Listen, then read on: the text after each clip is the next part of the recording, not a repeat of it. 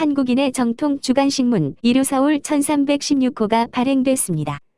이루서울 TV 시청자 여러분의 많은 관심과 성원 부탁드립니다. 안녕하십니까. 이루서울 TV 주간 박종진입니다. 일본의 지금 경제 보복, 우리 국민 여러분들은 어떻게 생각하는지 모르겠습니다.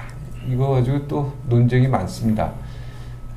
그리고 불매운동에 대한 입장도 국민들이 또 둘로 또 갈라지고 있지 않은가 이런 생각이 듭니다. 조국 청와대 민정수석의 그 여러 가지 또 발언들이 연일 화제가 되고 있습니다. 죽창가 이후에 열흘 동안 경제보복 관련 이 게시물만 43건. 지금까지 민정수석이 이런 적이 제 기억에는 없습니다. 서희와 이순신을 거론하면서 겁먹고 쫄지 말자 이런 또 강한 문구를 사용하고 있습니다. 쫄지 말자. 이건 뭐 그냥 우리가 사석에서 쓰는 편한 용어죠. 야당에서는 조국이 조국을 망친다 이렇게 공격하고 있고요. 여당에서는 자제를 당부하고 있는 분위기입니다. 조국 수석의 숨은 의도가 있을까요? 아니면 순수한 본인의 입장일까요? 이준석 바른미래당 최고위원, 오랜만에 나온 이경 더불어민주당 상근이 중요합니다. 상근 부대변인. 그 다음에 또 자유한국당 상근 부대변인. 울산에서 비행기 타고 방금 도착한 장능인 부대변인 함께 있습니다. 어서 오십시오. 안녕하세요. 쫄지 말고 그냥 편하게 하시면 돼요. 우리도 이런 말 써도 되지. 쫄지 말고 이런 괜찮은데요? 무슨 말인들 하셔도 됩니다. 그러니까지 뭐 그런 거 걱정하면 살아온 사람 아니잖아요. 그런 거 왜 갑자기? 어때 조국 수석의 뭐 법무부 장관 기용 설이 나온 거죠. 아직 공식 발표는 안 됐기 때문에 그러니까 설이죠. 조국 법무부 장관, 김현종 외무부 장관 이렇게 둘이 세트로 이제 나오고 있죠. 설이요. 근데 뭐 둘 다 할 것 같아요. 둘 다 저도 그냥 그렇게 생각이 드네요. 둘 다 임명 시도하겠지만은 뭐 조국 수석 같은 경우에는 최근에 SNS에서 보인 언행 같은 게 이거 민정수석이 관할하는 영역이 뭐 죽창 이런 게 아니잖아요. 근데 이제 그런 것들을 막 언급하는 거 보면서 저분은 진짜 총리하고 싶은 것 같다 오히려. 안 빠지는 데가 없으니까. 원래 총리는 조용한 거예요. 잘 모르시죠. 아니 그래도 관할하는 이 영역 자체가 이 법무부 장관 되면 모든 곳에 다 관할한다 이 말이죠. 그러니까요. 법무부 장관 되면 법무라는 건 상당히 공정성을 중요하게 하는 거기 때문에 검찰 쪽 얘기만 저런 이제 하고 싶은 말이 많은 분들이 했을 때 어떤 일이 발생할 것인가 약간 우려되긴 하거든요. 우리 이경 상근 부대변인은 어떻게 생각합니까? 네. 뭐 적임자라고 생각하겠죠, 당연히. 개인적인 생각으로는요. 그렇죠. 여긴 다 개인적인 생각이에요. 현재 시점에서는 뭐 적임자가 아닌가 그런 생각을 하고 있고요. 딱 적임자예요? 딱 적임자요. 말 잘해야 돼요. 적임자가 아닌가라고 적임자. 생각을 하고 있습니다. 조국 청와대 민정수석이 아까 오프닝에 말씀하신 것처럼 13일 날 죽창가를 올린 이후에 한 열흘간 40여 건을 계속 올렸어요. 법률적인 해석하는 것도 있었고 보도자료도 올렸었고요. 보상 배상 문제도 했었고 인터뷰 기사 같은 것도 올리고 그랬어요. 근데 이런 적이 없었다고 말씀하신 것처럼 이게 정말 맞는 것인가라는 거에서는 저도 생각은 아직은 좀 모호한 것 같긴 같아요. 왜냐면 민정수석이거든 지금. 원래 비서는요. 수석 비서관도 비서관이거든요. 사실은 말이 없어야 돼요. 이게 대통령 비서거든요. 사실은. 다만 국민 입장에서 봤을 땐 지금 언론에 많은 기사들이 쏟아져 나오고 있어요. 근데 국민 입장에서 보면 법률적으로 뭐가 맞는 건지 어떤 기사가 맞는 건지 너무나도 복잡하고 헷갈릴 수가 있거든요. 그런데 민정수석의 SNS만 보면 법률적인 해석까지도 다 나올 수가 있고 민주당에서 어떤 입장인지 아니면 외부에서 또 이렇게 일본에서는 어떤 공격을 하는지 일본의 주장은 뭔지 우리는 어떻게 방어를 하는지를 한 번에 쭉 알 수가 있어요. 그렇게 국민의 알 권리로 본다면은 참 국민 입장에서는 고마운 SNS가 아닌가 이런 생각을 좀 하는데요. 또 이런 비판에 대해서 민정수석도 본인이 직접 또 거론을 했어요. 법률적으로 보좌 역할도 민정수석의 역할이다. 그리고 본인이 법을 가르치고 전공한 사람 입장에서 이렇게 했다라고 했는데 그 부분에 대해서 옳고 그름의 판단은 좀 국민의 몫으로 남겨놓은 게 좋지 않을까 이렇게 생각을 합니다. 근데 그냥 딱 봤을 때 그 홍보 및 소통 또는 반론 이런 기능을 하는 곳이 원래 어디냐면 국민소통수석이라는 사람이거든요. 윤도환 거기가 대변인도 있고 윤도환 수석이 해야 되는 것인데 딱 보면 이제 청와대 안에서 제 생각에는 홍보 및 소통 기능이라는 것이 자기들이 최근에 마비됐다는 생각을 하는 것 같은 게 윤도환 수석 이번에 러시아 관련해서 대형 사고 쳤죠. 그리고 그거 말고도 또 지금 고민정 대변인 같은 경우에는 사실 청와대 민경욱 또 의원하고 또 아니 청와대 출입 기자들 사이에서 원성이 좀 높습니다 보면은. 설전도 네, 왜냐하면 좀 이 백브리핑이나 이런 거 할 때 속 시원하게 기자들의 답을 다 못한다는 얘기도 있고. 할 수가 없어요. 그건 개인에 대한 공격이고. 아니 그게 아니라 제가 청와대 6년 있었어요. 네. 대변인은 네. 쉽지 않아요. 모든 거에 다 알아야 되고 정해진 것만 하고 옛날에는요 또 수석이 대변인을 같이 겸했거든요. 그때는 모든 대통령 행사하냐 모든 수석회의에 다 들어갔었어요. 근데 지금은 수석하고 국민소통수석하고 대변인하고 별개거든요. 네. 그래서 사실은 대변인이 모든 걸 얘기하기가 쉽지 않아요. 이제 예를 들어 법무부의 일을 할지라도 법 해석에 관한 일을 할지라도 굳이 청와대가 뭐 국민들에게 설명할 일이 있으면은 조국 수석은 거기에 기반이 되는 자료와 논리를 제공하고 그거를 국민소통수석이 최대한 그 국민들이 이해하기 쉬운 경로로 전달하는 게 조직체거든요. 이렇게 보면은. 소통수석이 하는 게 맞죠. 사실은 이 모든 얘기들을. 그러니까 오히려 조국 수석이 소통수석으로 와가지고 이렇게 했다 그러면 충분히, 왜냐면 소통수석은 기자들하고 계속 대화를 하고 소통해야 되는 거기 때문에 이런 워딩을 해주면 기사 쓰는데 큰 도움이 되죠. 조국 수석이 민정수석을 지금 맡고 있는데 소통 잘하는 우병우 전 수석이다. 뭐 이런 얘기도 우병우 수석 소통 안 했습니다. 그러니까 우병우 수석의 소통 잘하는 우병우 수석인데 그 앞에 예. 형용사가 이제 소통 잘하는 우병우 예, 수석이다. 예. 그러니까 지금 이제 예전에 그럼 엄청난 욕인데 그거는. 예. 그렇습니까? 예. 저 우병우 수석 잘못해서 구속돼 있잖아요. 예전에 패스트트랙 국면 때도 조국 수석이 뭐 한국당 의원들이 이렇게 뭐 반대를 하면 어떤 뭐 형량을 물을 수 있다 이런 걸 또 페이스북에 쓰고 그랬거든요. 그런 게 예전에 이제 우병우 수석 같은 경우도 어떤 뭐 검찰의 수사 방향이라든지 뭐 이런 거를 뭐 좀 잡았다라는 뭐 그런 걸로 뭐 직권 남용이라든지 뭐 이런 결과를 가졌잖아요. 그래서 조국 수석도 그런 면에서는 좀 신중해야 하지 않나 저는 이런 생각을 좀 하고요. 최근에 이제 아까 말씀하셨듯이 뭐 서희, 이순신 뭐 이런 얘기까지 하는데 이번 정부에서 진짜 서희 같은 어떤 사람, 그 다음에 이순신 같은 장군이 실제로 있으면 그런 얘기를 해도 될 것 같은데 없죠? 예, 서희는 전혀 그때 없죠. 거란이 요나라였죠. 요나라가 쳐들어오고 할 때 그 소손령과 단판을 지으러 갔었잖아요. 근데 서희처럼 단판을 지으러 가기는 커녕 소손령처럼 허례의 허식만 따지는 것 같아요. 그런 부분이 좀 안타깝죠. 민정수석이 아니라 그냥 자연인이었다면, 아니면 서울대 교수였다면, 멋지죠. 제가 볼 때는 뭐 자기 의사를 아니 옛날에 그렇게 멋지다고 생각이 그렇게 들어요. 살았었기 때문에 네, 그때 그게 이제 버릇이 된 거죠 몸에. 얼마나 지금까지 참았을까요? 트위터 네. 그렇게 많이 하다가. 조국 수석에 관해서는 평소에 참모 역할에서 좀 벗어났다라는 그런 의견에서 좀 비판을 받는 거잖아요. 국민들은 지금 일본의 경제 침략에 가까운 수출 규제에서 국민은 많은 불안을 가지고 있는데 조국 수석의 SNS를 보면서 불안이 어느 정도는 잠재울 수 있는 영향도 있었다라고 저는 보여지는 거고요. 일본이 뭐를 요구를 하는 거고 우리가 어떻게 대처를 하고 있는지, 그리고 또 지금 현재 한국을 지지하는 해외 언론이 누가 있고 이런 거를 갖다 인터뷰 기사도 올리면서 그걸 보면서 국민들은 근데 그건 민정수석이 할 일은 아니죠. 외교부나 그러니까 산자부에서 제가 말씀드린 것처럼요.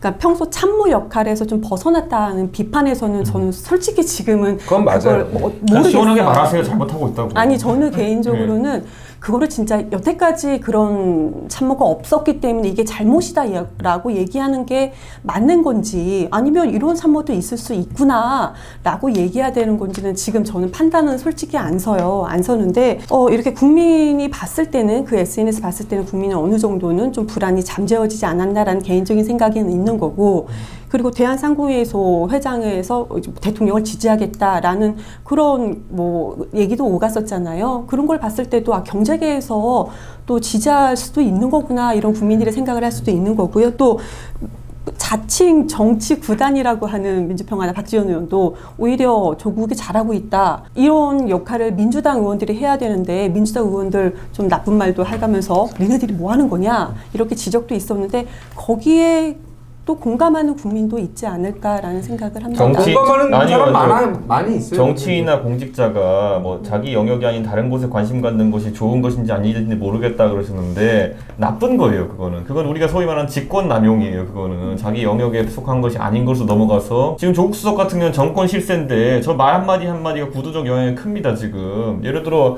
죽창가? 그냥 자기가 진짜 드라마 봤다는 식으로 해석하는 사람이 어디 있어요, 보면은. 예? 그런데 거기에 대해서 본인이 이제 서서히 영역을 넓혀 나간다는 거는 나쁘게 보면 뭐 우병우 수석이 아까 얘기 나왔지만은 본인에게 주어진 민정수석으로서의 법률 보좌 역도 충분히 있겠지만은 그 이외에 많은 것에 개입했다는 의혹을 받으면서 그때 우병우 수석이 이제 문제된 거거든요. 그 부분에 있어가지고 조국 수석이 영역을 넘나드는 것이 무슨 뭐 이게 크로스오버 창업하는 것도 아니고 이게 긍정적으로 볼 만한 사안은 아니다. 그리고 저는 무조건 그거는 앞으로는 칸막이는 적어도 이 부분에 있어서 지켜져야 된다. 조국 수석이 또 법무부 장관 된다고 해가지고 그 영역을 벗어나서 자꾸 이제 막 다니고 이러잖아요. 행정부 질서 자체가 무너집니다. 이 얘기를 해야 되는 국민소통수석 입장에서도 조금 내가 만약 국민소통수석이라면 이거 조금 이런 얘기를 좀 해주세요라고 나한테 요청을 공식적으로 한다든가 그럼 대변인을 통해서 한다든가 뭐 이런 게 좀 옳지 않았나 생각은 드는데 그 내용에 대해서는 뭐 찬성하는 국민들이 굉장히 많으니까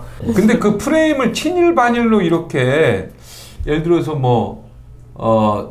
불매운동이라든가 뭐 여러 가지 지금 일본과의 관계에 있어서 예를 들어서 이 전쟁, 경제 전쟁을 어떻게 보면 슬기롭게 이기자고 안을 여러 가지 내는 사람들을 친일 반일로 프레임으로 엮는 건 난 정말 잘못됐다는 생각이 들어요. 아니 그렇게 본인이 이 사태에 대해서 남에게 조언할 정도의 지략과 이런 갖추고 있으면은 이분은 특사로 보내야죠. 특사의 최적의 조건이죠. 대통령의 측근으로 알려져 있고 거기다 청와대 비서진이고 그리고 또 무엇보다도 법률학자니까 법률학자 입장에서 이런 걸 잘 따져가지고 논리적으로 대응하시면 됩니다. 그러니까 조국 수석을 빨리 대일 특사로 보내시길 제가 권장하겠습니다. 친일 반일이라는 거는 이제 정확한 워딩으로 보면은 2012년도, 18년도 대법원 판결의 부정, 비난, 왜곡, 매도 이런 거를 하는 사람들이 이런 주장을 하는 한국 사람들을 마땅히 친일파라고 불러야 한다라고 한 거지 이거를 꼭 친일이다, 당신네들은 친일이다 이렇게 얘기한 거는 그때 대법관 중에 2명, 그러니까 제가 기억하기로 2명은요. 이건 잘못된 판단이라고 공식적으로 얘기를 했어요. 그 대법관 중에 그러니까 소수의견 낸 사람을 그러면은 반일이라고 하는 거나 똑같은 건데 어떻게 보면 민주주의 국가라는 게 가장 중요한 게 다양성의 인정이고 여러 가지 생각이 다른 걸 인정하는 게 기본인데 이걸 이렇게 딱 가버리면 그때 판결할 때 소수 의견 낸 사람들은 뭐 이미 벌써 친일파네요, 그죠? 그러니까 여기서 중요한 거는 비난, 외도, 매도 이런 부분에 대해서 좀 강력하게 더. 근데 뭐 부장하고 매도한 사람이 뭐 누가 있습니까? 서로 다른 의견을 낸 거지. 그러니까요. 이런 사람이 친일파라고 할 수 있는 거지. 그 누군가를 꼭 이러다가는 그러면 나중에 친미파 또 골라내겠네요. 그러면은 뭐 이제 여기 대한민국은 반미, 그다음에 반일, 그다음에 중은 어떻게 할 거예요? 친중으로 가는 게 맞나요? 아니면은 반중으로 가는 게 그거 안 돼요. 내가 그러니까 볼 때 저는 정확히 외교에서 이렇게 가면 안 돼요. 정확히 누가 그러니까 이런 친일 발언을 했는지를 뭐 명시해가지고 그 사람 비판은 모르겠는데 이걸 그냥 정부 의견에 반대하거나 정부 입장에 뭐 다른 의견을 표시하면은 그거야말로 뭐 친일이란 취지로 이야기한다고 하면 그런 얘기도 있었어요. 굉장히 위험하죠. 그런 얘기도 그런 얘기도 있었어요. 그러니까 친일이 아니라 뭐였죠? 정확한 표현 이적이었지. 이적. 적을 이롭게 하는 얘기라고 얘기했는데 저는 그거 굉장히 위험한 표현이다 이렇게 생각합니다. 저는. 그러니까 이게 조국 수석이 아까 업무 범위 뭐 이런 거 얘기도 하셨는데 업무 범위 중에 한 게 선대위원장도 같이 하고 있는 생각이 들어요. 다음 총선에 민주당 선대위원장 역할을 하는 거 아닌지 싶은데 제가 한 숨겨진 몇 달 전에 온라인이나 이런 데 우연히 보다 보니까 다음 총선은 한일전이다 뭐 이런 문구가 있더라고요. 그때는 이게 무슨 말인지 몰랐어요. 갑자기 뭐 한일 무슨 올림픽 할 때 한일전 하나? 민주당 찍으면은 한국 응원하는 거고 예. 자유한국당 찍으면은 일본 응원하는 그러니까 뭐 거고. 그런 식으로 하려는지 모르겠는데 그때는 몰랐어요. 근데 최근에 조국 수석이 아까 뭐 이제 뜻이 다르면 친일파라든지 뭐 이런 식으로 표현하는 걸 보면서 이분이 선대위원장 역할까지 미리 하려고 하는구나. 이미 프레임을 그렇게 짜고 내년 총선에 들어간다. 네. 그러면 자유한국당 무조건 진 거 아닌가요? 한일전으로 가면? 한일전으로 가면 원래는 나경원 원내대표도 얼마 전에 얘기를 하던데 사실 친일이라고 그렇게 따지는 시대가 아니거든요. 당연하죠. 그리고 이제 그러면 과거에 친일 행적이 있는 인물이 있지 않나 뭐 이런 논리로 하는 건데 그런 논리로 적용하면 사실 민주당이 전 더 자유롭지 못하다 이렇게 민주당 의원 봅니다. 중에 친일파 자녀들 많아요. 그러니까 이게 자유한국당에도 많고 뭐 다 있죠. 제가 얘기할게요. 친일파라는 얘기 또는 지금 우리가 역사적으로 부정적으로 생각하는 친일의 의미는 뭐냐면요. 예전에 일제시대를 야기한 사람들, 부역한 일제시대를 사람들. 부역한 사람들, 그러니까 친일 반민족 행위자라는 사람들을 그렇지. 친일파라고 하는 그렇지. 거예요. 그러니까 그 사람들의 후손은 민주당에도 있고요. 그런데 그게 문제가 아니라 지금 예를 들어 외교 분쟁이 있어가지고 정부 입장에 찬성하면 뭐 괜찮고 아니면 친일이다 이렇게 하는 것 자체가 그거랑 비교하면 안 돼. 아니, 일제 시대 때 부역자랑 그러니까 친일이라는 굉장히 우리나라에서 민감한 그런 사안을 가볍게 사용하는 거거든요. 소위 말하는 애국보수 계열에서 그 조금만 뭐 하면 친노 종북이라고 몰아붙였잖아요. 저 그때도 그거 종북이란 단어를 가볍게 쓰는 순간 종북이 희화화돼 버린다. 친일이란 단어도 아까 말했던 친일파, 친일 반민족 행위자 컬럼을 썼더라고. 굉장히 무거운 단어인데 그거를 좀 이렇게 가볍게 쓰기 시작하면은 정말 제 생각에는 이거 또 이런 표현을 정했지만 용어 하나 망가진다. 저는 이런 생각합니다. 아니 서민 그 교수가 그래 난 친일파다 그래서 컬럼을 썼더라고. 그러니까. 프레임에 대해서는 좀 이거는 좀 아닌 것 같다라는 생각은 해요. 근데 우리 국민들이 다음은 뭐 한일전이다라고 많은 말씀을 해주시는데 이것도 참 위험한 것 같다는 생각에는 좀 동의를 하거든요. 그런데 조금 전에 부대변인 말씀하신 것처럼 민주당이 말하는 것하고 뜻이 다르면은 친일파다 그 워딩은 정확히 잘못됐다는 걸 다시 그건 한번 잘못됐죠. 집어보고 예. 싶어요. 지금 아까 제가 말씀드린 거는 대법원 판결에 왜곡 매도 이런 거는 그 일본의 주장과 같은 거다 이렇게 부정이라는 단어도 있기 때문에 네. 부정이라는 게 이제 그와 달리 생각하는 대법원 판결인데 거기 소수 의견도 있었고 또 의견 안 내신 분도 2명인가 있었고 그래서 조국 수석이 단순 법학자로서 그런 대법원 판결에 대해서 뭐 논문을 쓴다든지 뭐 그런 평을 한다든지 하면 그렇게 순수하게 받아들일 수 있을 것 같아요. 근데 지금 한일 관계도 그렇고 우리 한국 내부에서도 어떤 정치적으로 치열하게 그런 공방이 있잖아요. 그때 SNS라는 공간을 통해서 이렇게 정치 이슈화가 되니까 그 부분이 좀 확대돼서 해석될 수밖에 없는 상황이 있다 봅니다. 네, 혹시 그 일본 제품 불매 운동, 네. 노노 재팬, 그 부분에 대해서 우리 상근 부대변인은 어떻게 생각하십니까? 그러니까 저는 불매 솔직히 운동이 개인적으로 얘기하는 거 개인적으로. 예, 개인적으로 저는 불매 운동이 무슨 의미가 있는지는 잘 모르겠어요. 그러니까 뭐 뭐 여러 감정은 있겠죠. 저도 개인적으로는 차를 사도 뭐 국산차 사고 뭐 똑같은 제품이 있으면 개인적으로 국산품을 그냥 씁니다. 근데 그러니까 그거는 감정적인 이번에 요인인 것 같고 유니클로나 뭐 네. 많이 있잖아요. 일본 저 아사히 뭐 이거 맥주도 있고 여러 가지 있는데 요즘에 좀 신경 써서 불매합니까? 아니면은 그런 거 신경 안 쓰고 막 먹습니까? 저는 개인적으로 신경은 안 쓰고 삽니다. 근데 네. 원래 별로 안 사긴 했어요. 저는 그러니까 소비를 원래 별로 안 했다는 하는 얘기를 사람이라서. 묻는 거 아니고 다시 요 사건으로 인하여 내가 마음가짐이 바뀌었다든가 이런 게 혹시 있는지 저는 없습니다. 예. 그런 건 없습니까? 그냥, 없는데 그냥 먹고 싶은 거 이게 예전에 뭐 한 3, 40년 전에는 뭐 메이드 인 재팬, 메이드 인 코리아 이렇게 찍히면 그 자체가 그 국가에서 거의 뭐 다 만들어 놓은 걸 수도 있어요. 근데 요즘은 국제적 분업 시스템이잖아요. 그러니까 스마트폰을 하나 사더라도 이게 삼성폰이지만 이 안에 일본 어떤 반도체라든지 기술이라든지 이런 게 들어갈 수밖에 없거든요. 그래서 어떤 불매 운동의 범위가 어딘지를 잘 모르겠다는 거죠. 우리 이경 부대변인은 어떤? 이 불매 운동에서 어떻게 생각하냐고요? 우선은 이거는 국민들이 자발적으로 시작한 운동이잖아요.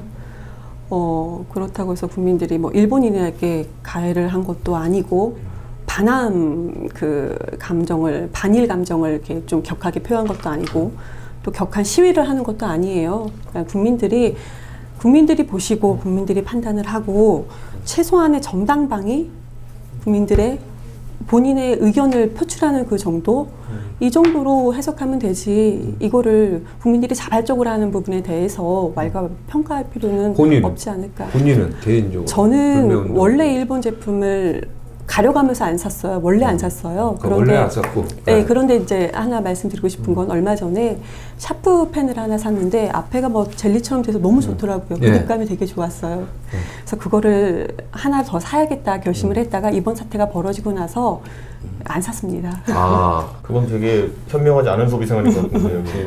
사셔야죠. 왜 그걸 아니 그거와 비슷한 한국 샤프가 제품이 일본 거예요, 근데? 네, 일본 제품이 있어요. 근데 그거와 비슷한 네. 한국 제품이 그립감은 조금 제가 개인적으로 느낄 때는 좋지는 않았는데 네, 그걸로 바꿔서 저는 샀어요. 지금 불매운동의 효과가 나타나고 있는 게 딱 보입니다. 지금 그래서 가장 먼저 이제 일본 여행 불매운동 하자 그래가지고 실제로 기업이 이제 영업을 축소하고 있어요.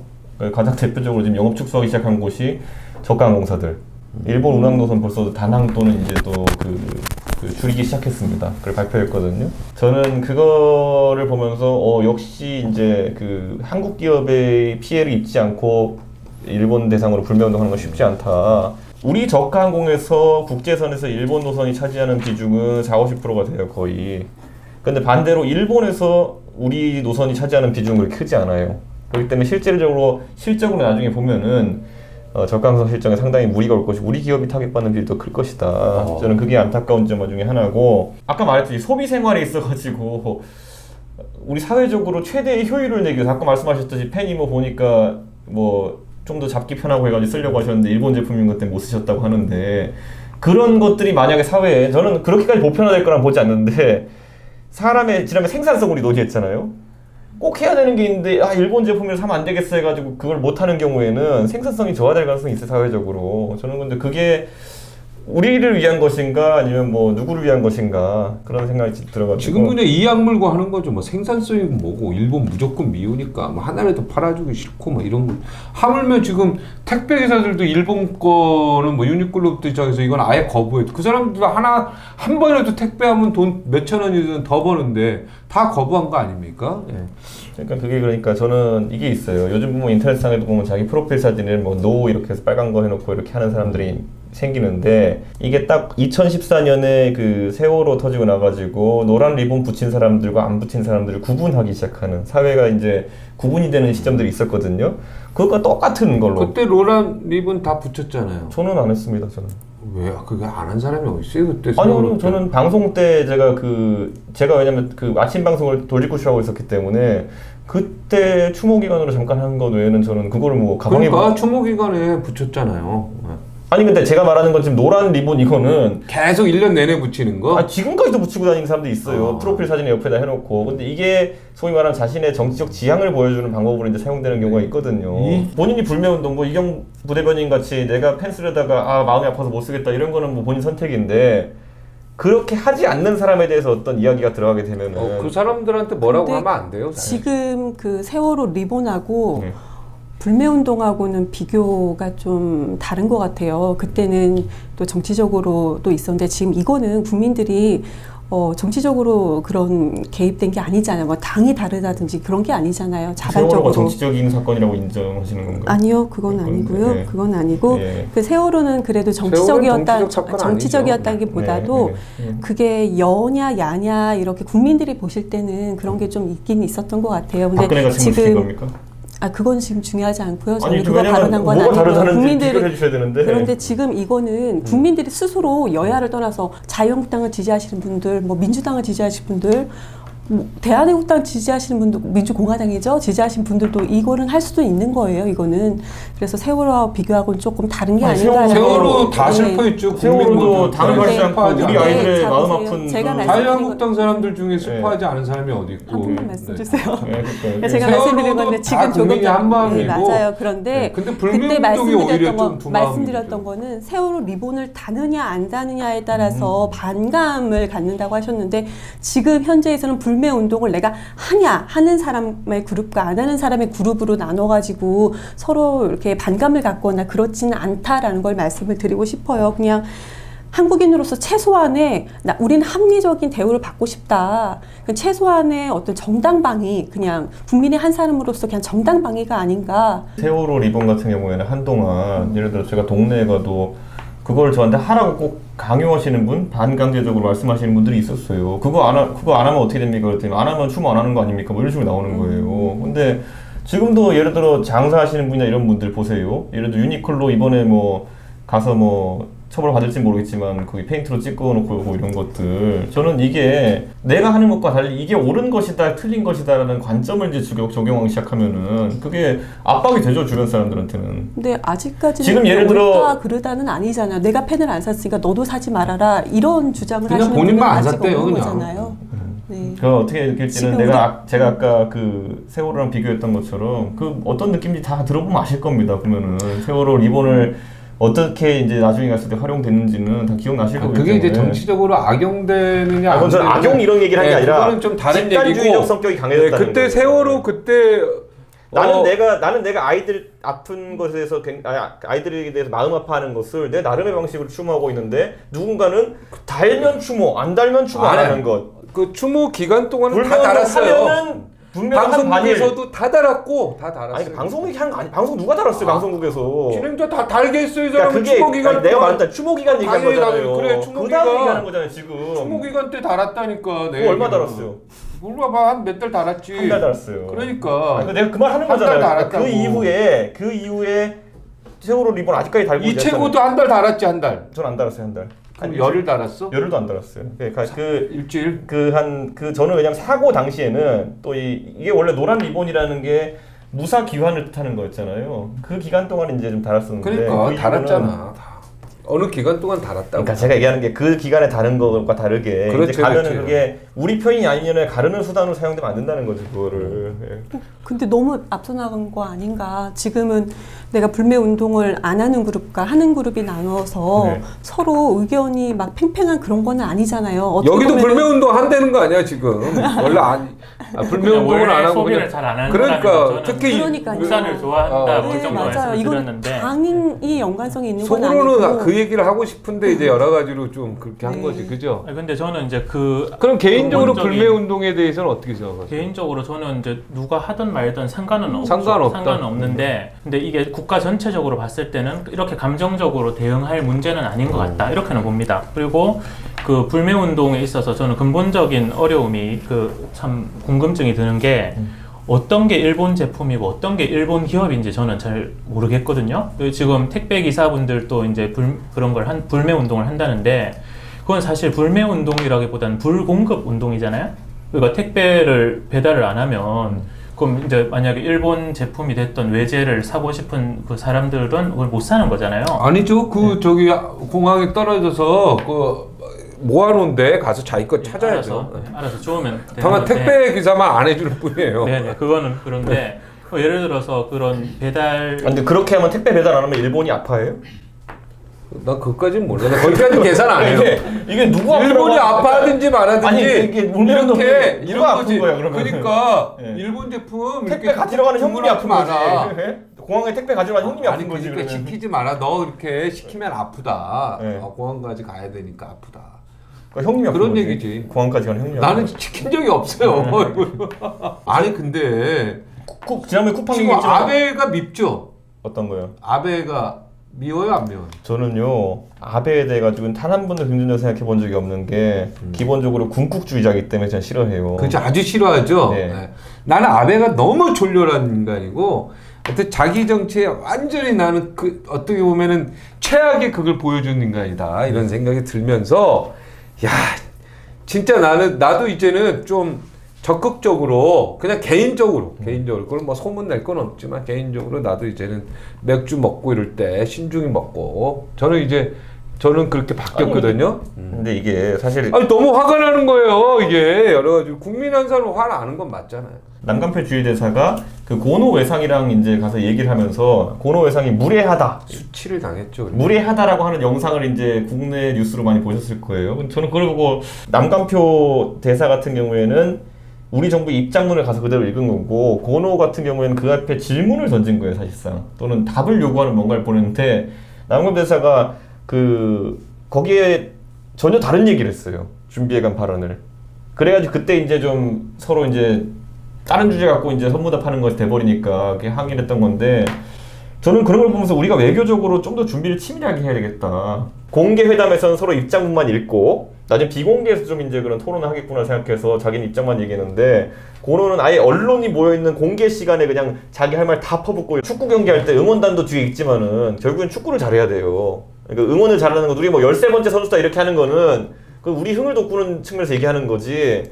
실제로 12명의 선수가 더 중요한 경우거든요, 축구도. 그러니까 저는 그 안에서 정부가 과연 지금 역할을 제대로 하고 있느냐. 국민들한테 13번째 선수 열심히 하십시오 이런 얘기를 하고 죽창 들어라 이런 거 하는 것보다는, 뭐 의병해라 이런 거 하는 것보다는 과연 12명의 선수 제대로 좀 꾸렸냐 지금 정부에서. 그거 지적해 봐야 돼요 지금. 불매운동 말씀하시면서 우리나라 국민들이 불매운동 하면 아베가 아파하냐? 그 질문 하셨잖아요. 그래서 아니요, 택배 얘기할 거예요. 택배를 배달하면 아베가 어디가 아프냐 이런 거. 아니 그러니까 그 우리 그러니까요. 택배 국민들이 배달이나 그 국민들이 시킨 사람이 아픈데 그 사람들은 이제 앞으로 안 시키겠죠. 그러니까 그 질문 자체가, 그런 의문을 갖는 것 자체가 저는 국민의 한 사람으로서 좀 마음이 좀 씁쓸한 거는 사실이에요. 그러니까 일본의 경제 도발에 앞서서 우리 국민이 할 수 있는 게 솔직히 없었어요. 그러니까 최소한의 저항이었어요. 국민으로서 이거는 부당하다라는 최소한의 저항의 어떤 표시인데, 이 부분에 대해서 저희가 지금 얘기를 하면서 불매운동이 마치 옳고 그르냐, 이게 무슨 필요가 있는 거냐, 이런 기조로 말이 오가는 것 자체가 참 좀 씁쓸한 것 같아요. 불매운동을 제2의 3.1운동이라고 얘기하는 사람도 있어요. 만세운동. 예. 그러니까 이게 국민이 할 수 있는 건 말씀대로 없어요. 없는데 정부가 할 수 있는 건 있었죠. 그래서 지금 이 사태가 터지기 뭐 8개월 전부터 좀 장하성 실장은 뭐 리스트도 얘기를 하던데 뭐 그런 기밀을 알았다잖아요. 그걸 알았으면서 지금 이 사태가 올 동안 뭐 했냐 이런 아쉬움들이 드는 거죠. 어떤 리스트? 김상조. 공정거래위원장. 아니지 이제 어떤 정책실장. 정책실장. 어떤 리스트? 김상조 100가지 뭐 이게 있었고 거기서 3가지 정도 이제 뭐 나왔다 이런 얘기. 이게 그 전략 물자가 100가지, 총 뭐 맞아요. 1,100개인가 있대요. 근데 그 중에서 제일 뭐 아픈 거 3개가 찔렸다 뭐 이렇게 얘기를 하던데, 그래서 그동안 뭐 했냐 이런 의문이 있고, 그다음 지금 또 물론 국민들은 그렇게 지금 속상하죠. 속상하고 뭐 여러 가지 이제 화를 내고 싶은데, 그럼 이 문제를 해결을 해야 될 거 아니에요. 지금 정부가, 특히 정부 주요 관계자가 죽창 들자, 의병으로 나가자 이 말 할 때는 결코 아니거든요. 의병을 하기 전에 그러면 정규군부터 뛰어야죠. 정규군을 제대로 뛰게 하고 모자라면 이제 의병 보고 도와달라 해야 되는데, 뭐 본인들은 가만히 있고 의병부터 나가라 이렇게 하니까 답답한 거죠. 화난 군중의 힘이라는 것과 정부가 그걸 해결할 수 있는 능력이라는 건 다른 것인데, 지금 이제 아까 죽창과 의병이 대변하는 게 뭐냐면은 계속 그 군중에게 어쨌든 그런 전투의식을 고취시키는 역할만 계속 하고 있는 거예요. 그렇다면 그것이 어디로 분출될 것인가 아니면 어디로 가게 할 것인가는 사실 예측이 불가능한데, 지금은 거기에 또 그러면 죽창과 의병을 들어라, 그리고 내년 선거는 한일전이다 결합하면요 야당에게 해라라는 걸로 들릴 수도 있어요. 결집된 힘이. 그러니까 저는 뭐 나베다 이런 것부터 시작해가지고 저는 이 얘기를 왜 하냐면은, 이 힘을 왜 이렇게 그럼 장외에서 계속 결집시키려고 하느냐, 이걸 온전히 외교에 쏟으려고 하느냐? 저는 그렇지도 또 않다 봐요. 저는 이 엄청난 반일의 에너지를 응축시켜가지고 일본에 어떻게 투사를 합니까? 오늘 WTO 일반 회의인가요? 여기 산업통상자원부 실장이, 김 실장이 가셔가지고 설명을 이렇게 했어요. 우리는 이게 얼마나 부당한 건지 이제 설명을 다 정말 세세하게 했다라는 보도가 또 아침에 나왔어요. 그런데 일본은 아무런 또 얘기를 안 했었대요. 그냥 여태까지 했던 얘기만 반복을 하고, 물론 뭐 제소 이런 문제는 약간 좀 차치해 놓고, 지금까지는 저는 개인적으로 이게 우리나라가 너무 못했다 이렇게 생각하지는 않습니다. 오늘 그 기사 보고 어떻게 저렇게까지 준비를 하고 저렇게까지 대응을 할 수가 있었는가, 좀 솔직히 좀 그게 봤거든요. WTO 일반 회의라는 게 진짜 제소하는 거 이런 게 아닌 이상 일반 회의라는 네. 게 어떤 거냐면요, 가장 최근에 저희 오신환 원내대표가 교섭단체 대표 연설에서 무슨 말 했는지 기억나세요? 저희 대표가 하신 말씀을 기억을 하는데요. 오신환 대표도 좋은 얘기 엄청 기억 안 많이 나죠? 했죠. 저도 좋은 기억 안 얘기 나요. 했죠. 네, 근데 그게 정말 뭐냐면은, 멋지게 했어요. 그러니까 저도 기억 안 나요. 내용이 하나도. 제 진짜 친한 형님이고 저희 당 원내대표인데도 기억이 안 근데 나요. 멋지게 했어요. 그러니까 그게 뭐냐면은, 일반 회의에 가가지고 우리가 말하고 왔다라는 건 딱 그 느낌이에요. 교섭단체 대표 연설했는데 우리는 무슨 말을 했다, 그 내용에 뭐 멋있었다, 자기 해석할 수는 있겠지만은 일반적인 사람들이 아무 관심이 없어요. 거기 있는 그 WTO 회원국들이 국내 정치용으로 이제 WTO 가서 뭐 한 건 하고 왔다라고 하는 거는 제가 알 바 아닌데, 하려면 제소를 하고 실질적인 어떤 분쟁 해결 절차를 밟아나가야지 의미가 있는 것이지, 일본이 뭔가 반응이 없었다 그러는데 진짜 그게 뭐냐면, 우리가 뭐라 그랬는데 그 현장에서 일본 측 대변인이 수석 대변인 발언같이 이렇게 나가가지고 갑자기 이슈화를 시켜주면 모르는 건데, 일본이 그렇게 안 하면 그냥 훅 지나가는 거예요. 사실 나경원 대표 내용 중에 우리 기억나는 거 하나도 없죠. 수석 대변인만 기억나죠? 수석 대변인. 왜냐 붙어졌으니까 그런 거예요. 이번 경제 전쟁이 터지고 나서 우리가 지금 여러 가지 하는 행태들 중에서도 좀 뭐 100% 만족하진 않지만 뒤늦게라도 움직였지만 그 이전에 얘기하는 거예요. 이전의 정부의 무능에 대해서 이런 어떤 사태를 초래한 정부의 무능함 여기에 대해서 비판받아도 마땅하다라고. 저는 정부의 무능함이라기보다는 정부가 방향 전환을 할 타이밍을 좀 놓쳤다 이런 생각을 해요. 정부가 처음에 이제 대법원 판결을 난 건 어쩔 수 없어요. 정부도 사법 판결이니까.